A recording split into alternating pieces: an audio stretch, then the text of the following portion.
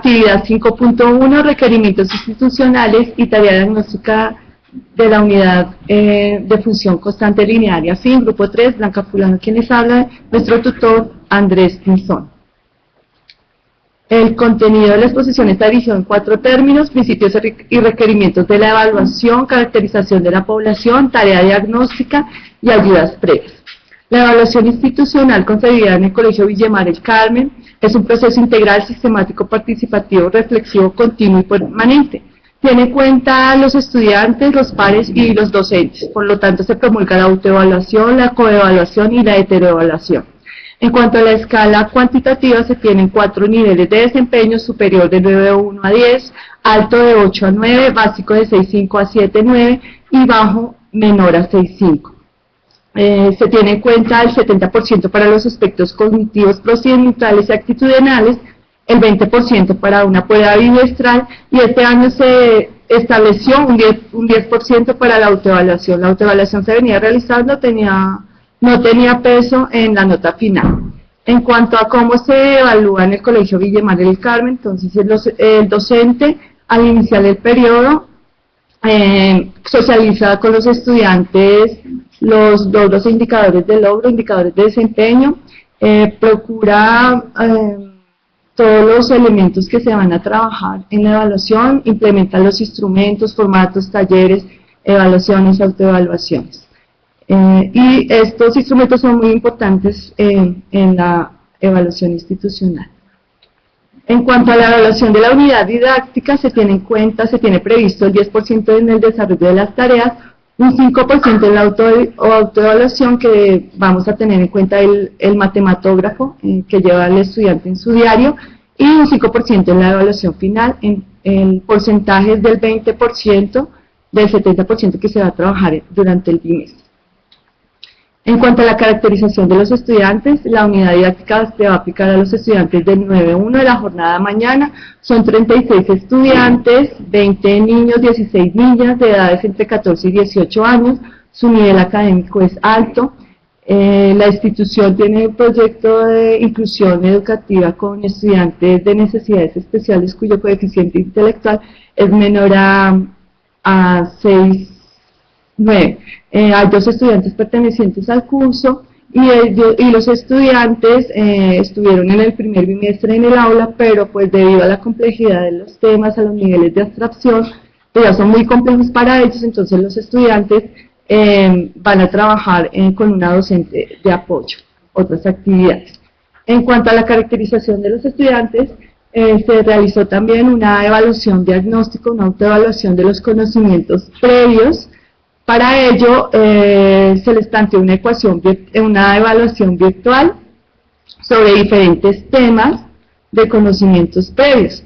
Ellos se debían valorar del 1 al 10 y se tienen en cuenta para el análisis de los resultados las valoraciones menores a 6. Cuando el estudiante se evalúa menor a 6, tiene que justificar por qué se presentan estas dificultades. Entonces se evaluó en cuanto a operaciones de números reales, ecuaciones de primer grado, la escritura de función, ubicación de puntos en el plano cartesiano, lenguaje algebraico y valor de expresiones algebraicas. Por ejemplo, el 21% de los estudiantes indica que tiene dificultades con respecto a ubicar puntos en el plano cartesiano.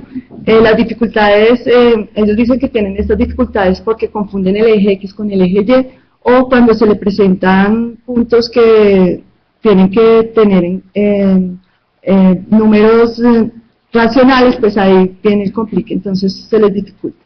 En cuanto a la tarea diagnóstica, se va a hacer en formato escrito de 5 preguntas. Vamos a indagar sobre el lenguaje algebraico, plano cartesiano, ecuaciones lineales, expresiones algebraicas y notación funcional. Se realizará el 31 de agosto en una sesión de clase. La primera pregunta es lenguaje algebraico, que le indica al estudiante una gráfica de triángulos y una secuencia de triángulos conformados por puntos y palillos. Ellos deben, a partir de esa información, de esa secuencia, deben completar la tabla y se les pide que realicen una expresión algebraica teniendo en cuenta el número de palillos para n cantidad de triángulos. Se tiene la dificultad de uso con el lenguaje algebraico, y en esta dificultad en el uso del lenguaje algebraico tenemos diferentes errores, como por ejemplo escribe potencias de variables cuando se trata de expresiones como doble, triple, cuádruple. Utiliza la misma letra para representar datos diferentes. En cuanto al segundo punto, que es el plano cartesiano, se tienen dos gráficos. En la primera se pide que determine las coordenadas de cada punto, y en la segunda que ubique los lugares que se mencionan ahí, de acuerdo a las coordenadas, que ubique los puntos. En cuanto a la dificultad de la representación de puntos en el plano cartesiano, encontramos que los niños cometen errores como, por ejemplo, intercambia la componente X con la componente Y. Cuando ubica un punto en el plano cartesiano, desintegra las coordenadas de un punto y ubica dos puntos y omite signos negativos. Para superar las dificultades en cuanto al uso del plano cartesiano, se le presentan a los estudiantes dos ayudas, que son dos aplicativos. El primero es Calame, donde tiene el estudiante de acceder a la teoría del plano cartesiano, historia, y hay unos ejercicios. Y en el segundo link, que es GenMagick, aparece una actividad donde los estudiantes tienen ubicados los puntos con diferente color y ellos deben escribir cuáles son las coordenadas correspondientes a cada punto. La versatilidad es que de este aplicativo nos indica los intentos y los puntos que tienen correctos. Entonces el estudiante, cuando el aplicativo le indica cuando tiene mal punto, entonces el estudiante debe consignar en su cuaderno donde tuvo. En cuanto a las ayudas, el procedimiento para trabajar las ayudas va a ser el siguiente. Primero, aplicamos la tarea diagnóstica, realizamos la corrección a nivel grupal, se identifican los estudiantes que tienen más problemáticas de acuerdo a los resultados, se hace el conteo y ahí mismo en clase se entra a algunos aplicativos para que los estudiantes sepan cómo y conozcan los aplicativos. Luego se les entrega a los estudiantes un consolidado de ayudas, los cuales ellos deben utilizar, deben entrar a estos aplicativos en clase, en extra clase. Ellos pueden como la mayoría de los aplicativos pues se encuentran en internet, entonces ellos pueden utilizar la biblioteca, pues que hay computadores. En cuanto al seguimiento de las actividades, se propone unas sesiones extra clase donde el estudiante debe consignar en su cuaderno nuevamente las dificultades que se tienen de acuerdo a lo que se trabaja en cada aplicativo. Esas sesiones de clase, extra clase, se van a realizar por grupo.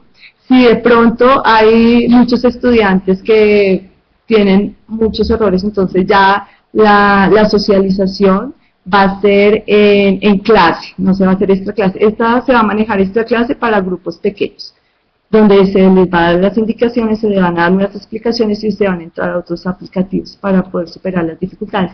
En cuanto al cronograma, tenemos previsto el lunes 31 de agosto aplicar la tarea diagnóstica, el martes 1 de septiembre se va a realizar la corrección de la tarea diagnóstica y jueves 3, 7, 8, 10 y 14 se prevén socializar todas las ayudas de las dificultades que los estudiantes tienen.